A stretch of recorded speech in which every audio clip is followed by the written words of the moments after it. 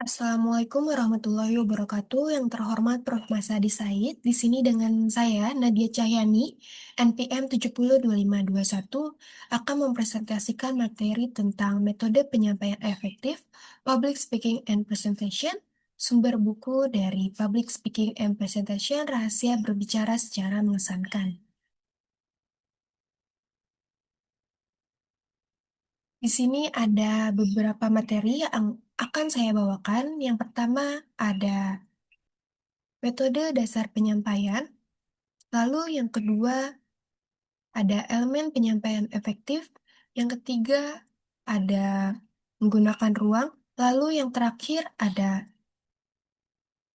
membangun koneksi dengan audiens. Di sini materi yang pertama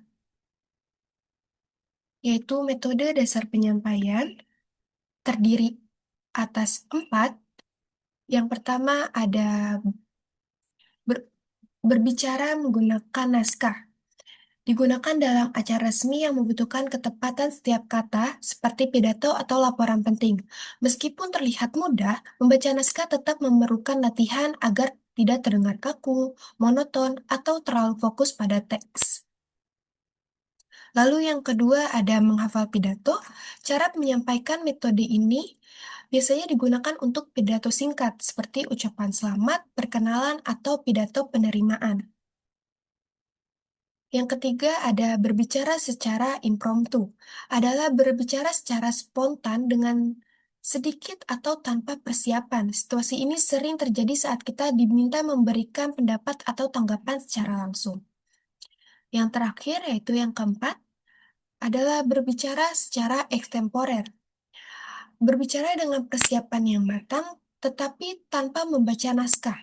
Pembicara hanya menggunakan catatan dan poin-poin penting sebagai panduan sehingga penyampaian tetap alami dan fleksibel. Lalu, materi yang kedua ada elemen penyampaian efektif. Elemen penyampaian efektif adalah faktor yang membuat pesan dalam presentasi tersampaikan dengan jelas dan menarik. Elemen utamanya meliputi penggunaan suara, gerakan tubuh, ekspresi wajah, postur tubuh, dan gerakan tangan. Yang pertama itu ada suara. Suara merupakan alat utama dalam presentasi. Suara terdiri dari 5 aspek.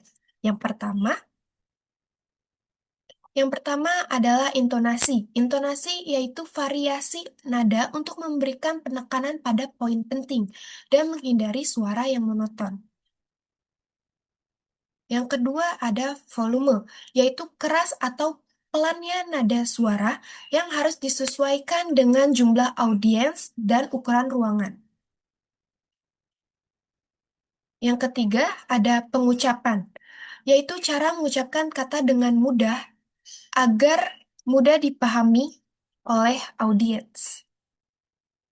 Yang keempat ada artikulasi, yaitu kejelasan dalam pengucapan setiap bunyi dan kata, sehingga pesan tersampaikan dengan baik. Lalu yang kelima ada tempo, yaitu kecepatan berbicara yang tidak terlalu cepat atau terlalu pelan, serta diselingi jeda pada bagian penting.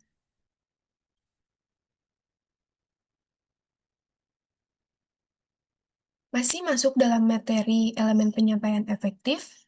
Yang kedua itu ada gerakan tubuh. Gerakan tubuh atau bahasa tubuh yang alami dan sesuai dengan isi presentasi dapat memperkuat pesan, sedangkan gerakan yang berlebihan justru dapat mengalihkan perhatian audiens. Yang ketiga ada ekspresi wajah. Ekspresi yang sesuai dengan materi menunjukkan ketulusan, meningkatkan kepercayaan audiens, dan membantu membangun hubungan yang lebih baik dengan audiens. Yang keempat, yaitu ada postur dan posisi tubuh.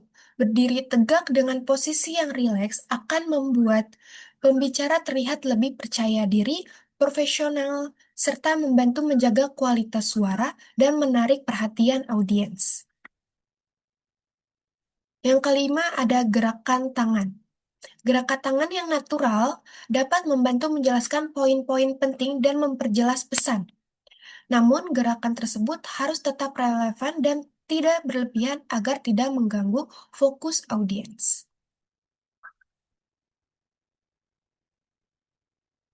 Lalu yang ketiga ada menggunakan ruang. Menggunakan ruang adalah kemampuan pembicara memanfaatkan area presentasi agar penyampaian lebih menarik dan audiens merasa lebih dekat. Ada tiga hal yang perlu diperhatikan. Yang pertama, ada pergerakan di panggung. Pembicara perlu bergerak dengan percaya diri dan terarah untuk menciptakan suasana yang dinamis serta menarik perhatian audiens. Yang kedua, ada penempatan diri. Posisi pembicara sebaiknya strategis, misalnya di tengah panggung, agar seluruh audiens dapat melihat dengan jelas. Posisi yang tepat juga membantu membangun kedekatan dan meningkatkan interaksi dengan audiens. Lalu yang terakhir ada ruang visual. Pembicara perlu memanfaatkan ruang di sekitar audiens dan menggunakan alat bantu visual yang dapat dilihat oleh semua orang. Selain itu, interaksi seperti tanya jawab atau diskusi singkat pada dapat meningkatkan perhatian dan keterlibatan audiens.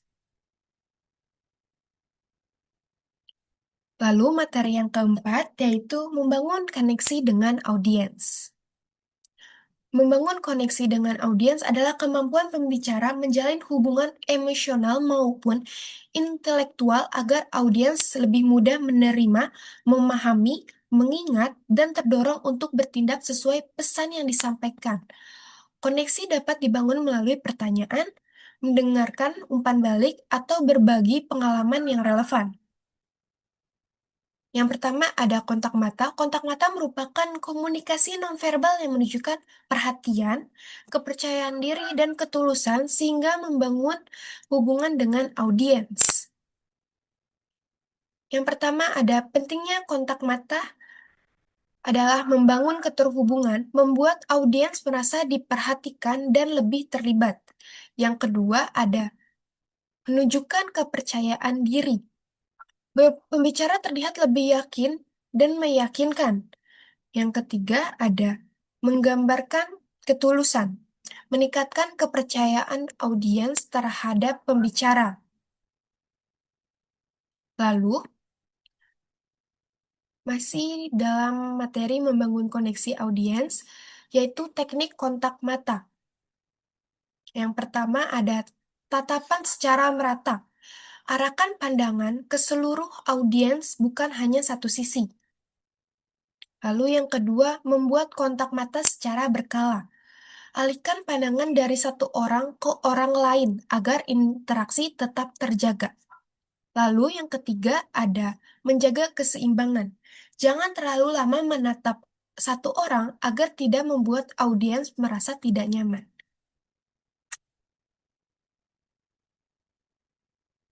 Kemudian ada dampak dari kontak mata. Yang pertama, ada meningkatkan daya tarik dan pahaman audiens terhadap presentasi. Yang kedua, membantu pembicara membaca respon audiens dan menyesuaikan cara penyampaian. Lalu yang kedua ada mengenali audiens. Pembicara perlu memahami latar belakang, kebutuhan, dan minat audiens agar materi lebih relevan. Menggunakan contoh yang sesuai dengan kehidupan audiens membuat lebih menarik, mudah memahami, dan mengingat pesan. Lalu yang ketiga ada penggunaan humor. Humor yang tepat dapat mencairkan suasana, sedangkan cerita pribadi yang relevan dapat memperkuat pesan dan membangun hubungan emosional dengan audiens.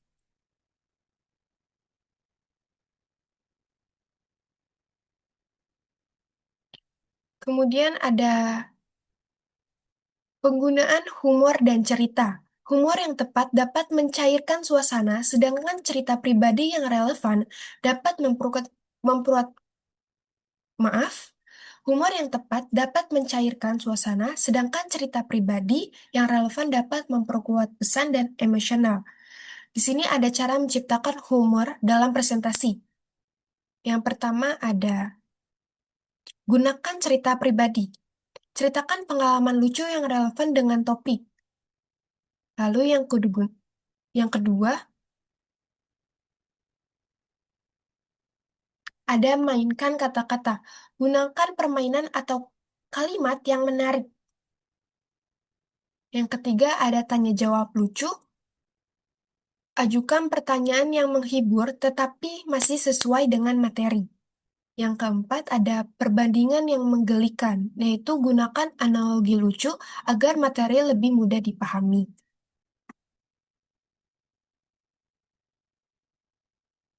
Selanjutnya ada ekspresi dan gestur. Gunakan mimik wajah dan gerakan tubuh untuk mendukung humor. Lalu, tahu audiens Anda. Sesuaikan humor dengan karakter dan latar belakang audiens. Selanjutnya, gunakan humor situasional. Manfaatkan kejadian yang terjadi saat presentasi sebagai humor.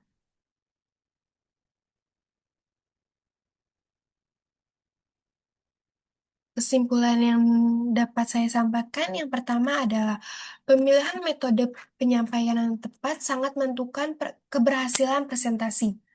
Lalu yang kedua, ada penyampaian efektif didukung oleh penggunaan suara yang baik. Yang ketiga, bahasa tubuh, ekspresi wajah, kontak mata, dan penggunaan ruang yang tepat membantu memperkuat pesan. Yang keempat, membangun koneksi dengan audiens merupakan kunci komunikasi yang efektif. Segitu saja materi yang bisa saya sampaikan. Terima kasih. Wassalamualaikum warahmatullahi wabarakatuh.